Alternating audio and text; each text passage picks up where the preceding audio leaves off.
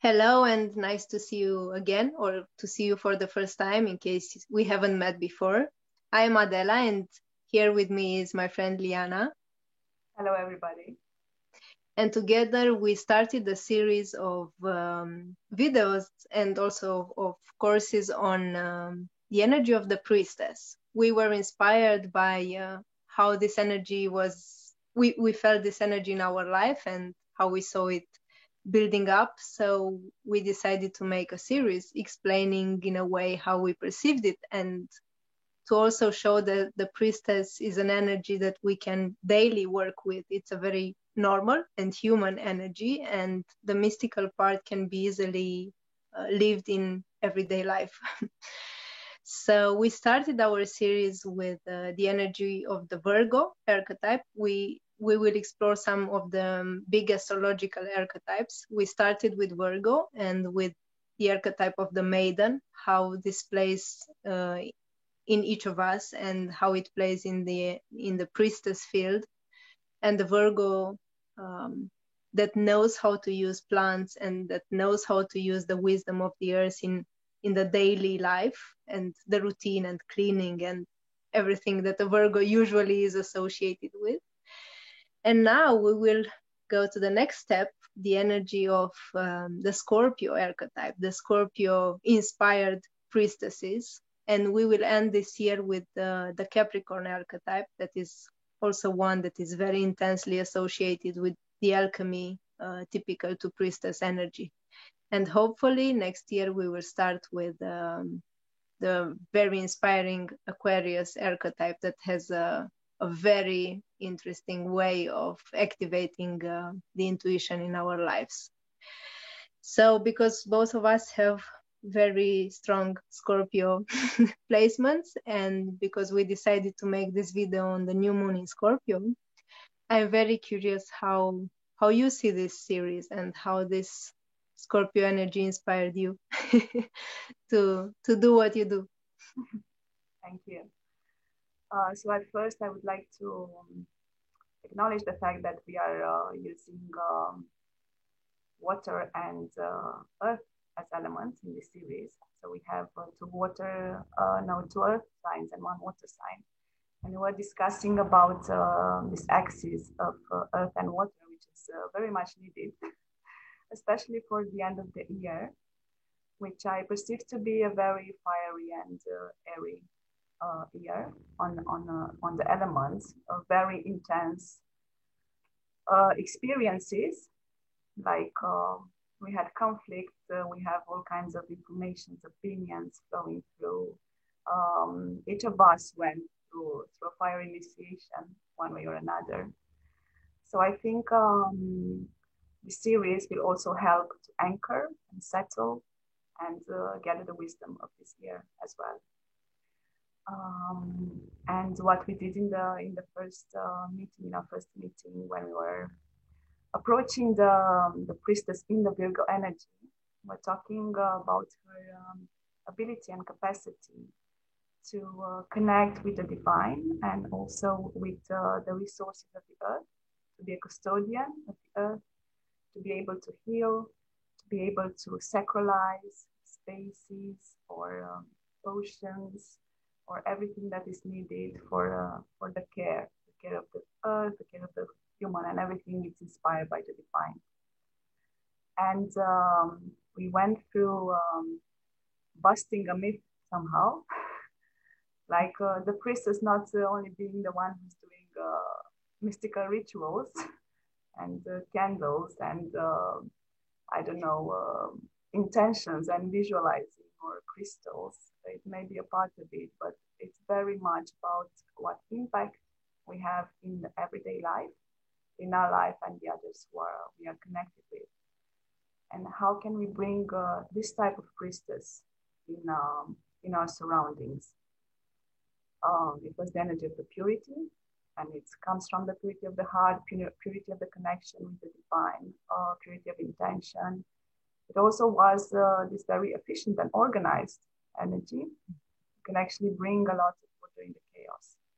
And we talked about how we can implement this archetype in our day-to-day lives and how it can actually enrich and improve all that. And Scorpio now, it's it comes with its interesting after we went through this settling and bridging the divine with the earth and being centered and vertical in this type of frequency, we are ready to descend and to harness our power, which is, we find it in the underworld. And Scorpio is, I think, one of the best archetypes to take as a guide in the journey in the underworld.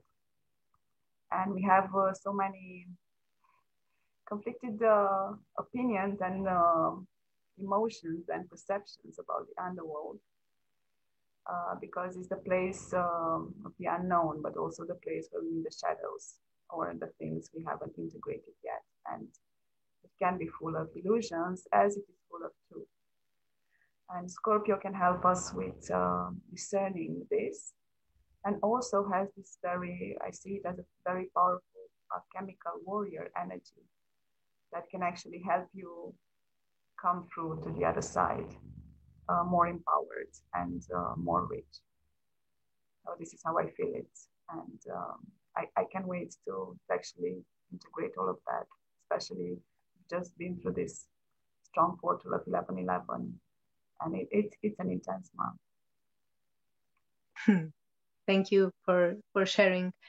Yes, the Scorpio energy is a very strong energy in the world and in both our charts. So it has a lot to do with digging for the elements and the energy it has connected. I always like to connect it with water and fire, and I know it's a water element, but it has a lot of fiery component in it. And I always like to use the symbol you found, the petrol, and the petrol that has resources, and the petrol that is inflammable water in a way, or an inflammable liquid in a way.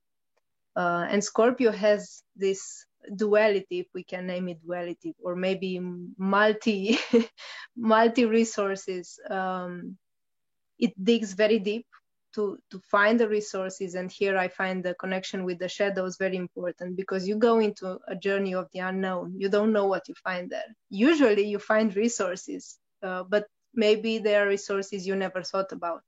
Mm-hmm. And the petrol has this element of the surprise, at least for me. You find something that is liquid, that is dark, you don't know what to do with it, and then surprise, when you put fire, it lights everything up and it becomes fuel for the engine.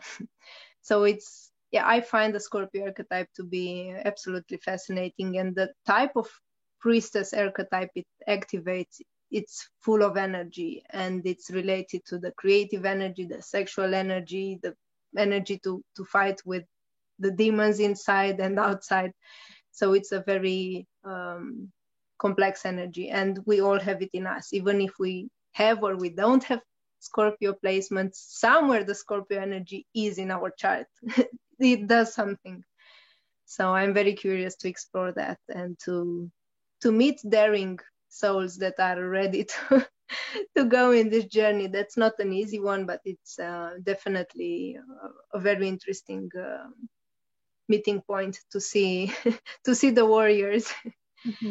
And then it will be interesting to conclude the year with the energy of the Capricorn. That is a very strong sign, and a sign that, from my point of view, relates a lot with the alchemical powers. It's a even more intense alchemical energy. So the Scorpio starts digging, but the Capricorn does something higher with that energy, brings it to the world in a new form.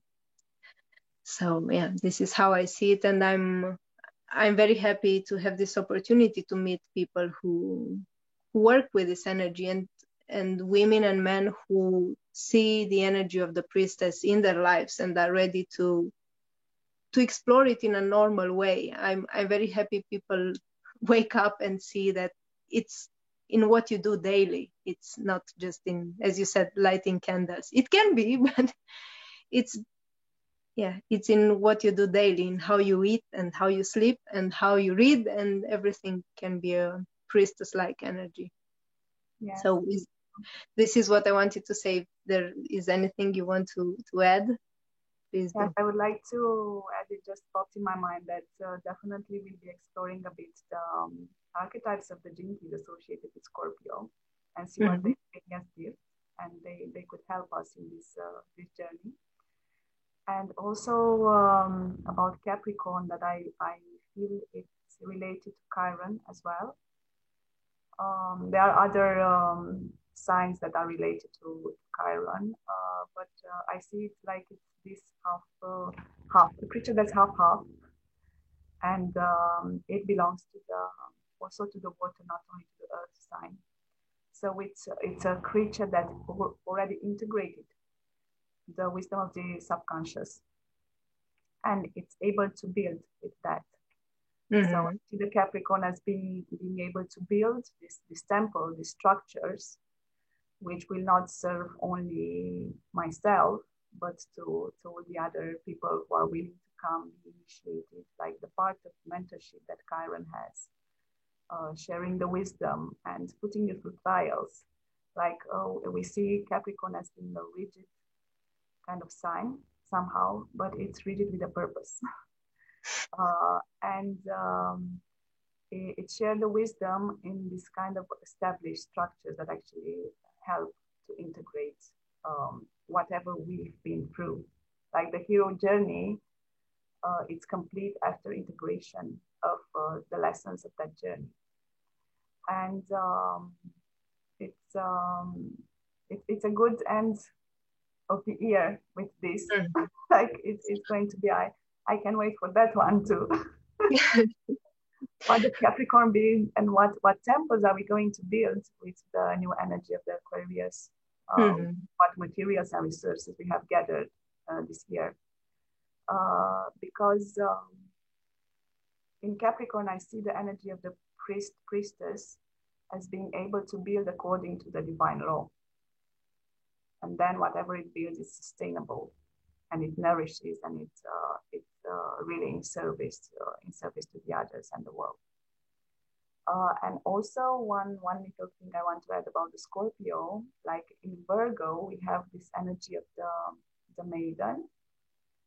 But then we're going to talk about a bit about the Persephone myth and what it teaches us. Scorpio brings us the empowerment of the queen. So we find the capacity to empower ourselves to take dominion on our underworld. And then with that, because Persephone was living half of the year on the surface, half of the year in the underworld. And from that balance, we can actually build further. And as the ones who already have been to the previous meeting know, we try to bring everything here in the real world, to ground everything here, to have practices, instruments.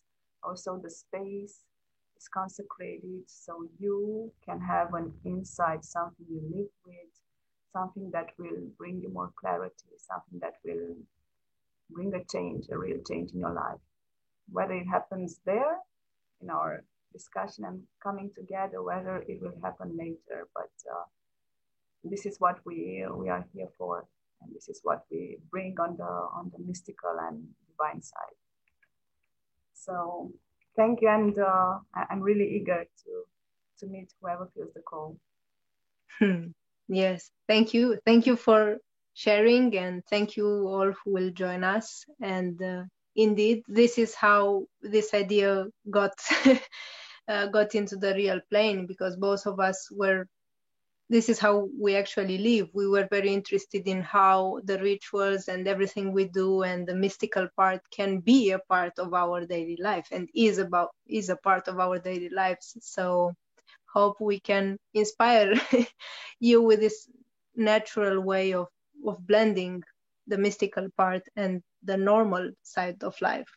So if we can inspire that, and we definitely will be inspired by you, already we were, that will be a success for us. Thank you for watching, and see you soon. See you soon.